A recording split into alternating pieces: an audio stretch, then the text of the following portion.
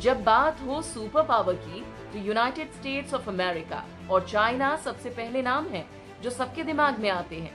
World war 2 और Soviet संघ के पतन के साथ अमेरिका विश्व का इकलौता सुपर पावर बनकर उभरा था।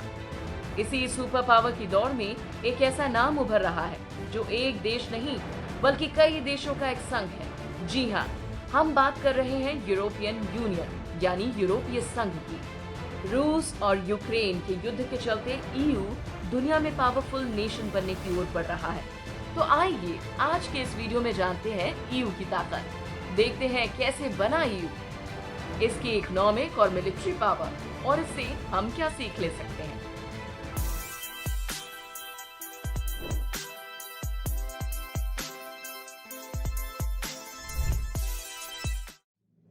यूरोपीय संघ 27 सदस्य राज्यों का एक राजनीतिक और आर्थिक संघ है। इस संघ का कुल एरिया 42,33,255 किलोमीटर स्क्वायर है और कुल अनुमानित जनसंख्या लगभग 447 मिलियन। सभी सदस्य राज्यों की सहमति के साथ यहाँ स्टैंडर्डाइज्ड सिस्टम ऑफ लॉ के तहत एक इंटरनल सिंगल मार्केट स्टैब्लिश किया गया है जो इसकी एक सबसे बड़ी स्ट्रेंथ है। वर्ल्ड वॉर 2 के बाद यूरोप पूरी तरह से बिखर चुका था, जिसे देखते हुए विंस्टन चर्चिल ने यूरोपियन फैमिली या यूनाइटेड स्टेट्स ऑफ यूरोप का विचार रखा था। इनका मानना था कि अगर यूरोप यूनाइट हो जाए तो इसकी ताकत की कोई सीमा नहीं होगी। मात्र 6 देशों के साथ इस संघ की शुरुआत हुई और समय के साथ ये बढ़ता गया, जो 1951 में European Coal and Steel Community, 1957 में यूरोपियन इकोनॉमिक कम्युनिटी, 1993 में यूरोपियन कम्युनिटी और आज यूरोपियन यूनियन के नाम से जाना जाता है।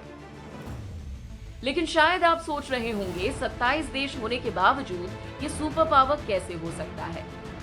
जीडीपी के मामले में आज यूएस 22 ट्रिलियन डॉलर के साथ पहले और चीन 18 ट्रिलियन डॉलर के साथ दूसरे नंबर पर आता है। लेकिन ईयू एक देश नहीं है, जिस वजह से इसका नाम इस लिस्ट पर नहीं है। हालांकि जर्मनी, जो एक यूरोपियन देश है, ये 3 ट्रिलियन डॉलर के साथ चौथे नंबर पर है।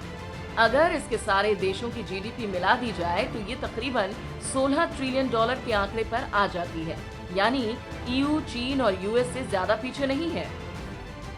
इतना ही नहीं, डॉलर के बाद यूरो दुनिया की दूसरी सबसे बड़ी फॉरेन रिजर्व करेंसी है, जो इसके इकोनॉमिकल इन्फ्लुएंस को भी बढ़ाती है। हालांकि ईयू की अपनी कोई मिलिट्री नहीं है, लेकिन अगर इसमें हर देशों के संघ को मिला दिया जाए तो लगभग 1.2 मिलियन सेना के साथ ये दुनिया में चौथे नंबर की सबसे बड़ी सेना बन जाती है। इतना ही नहीं, ईयू देशों को मिलाकर इनके पास 1677 फाइटर जेट्स, 514 नेवी शिप्स और 5000 बैटल टैंक्स हैं, जो कई देशों की तुलना में ज्यादा है। सोचो, अगर ये सब एक साथ हो जाए तो क्या हो। इस पहल को आगे बढ़ाते हुए मार्च 2022 में इन्होंने द वर्साई डिक्लेरेशन साइन किया, जिसके तहत रक्षा क्षमताओं में बेहतर तरीके से निवेश होगा और नई तकनीकों का इजाद किया जाएगा।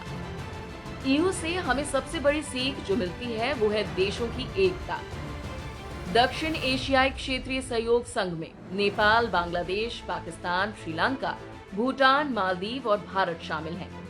इतनी आबादी होने के बाद भी यहाँ के प्रमुख राज्य और प्रमुख अर्थव्यवस्थाएं केवल 3 हैं: भारत, बांग्लादेश और पाकिस्तान।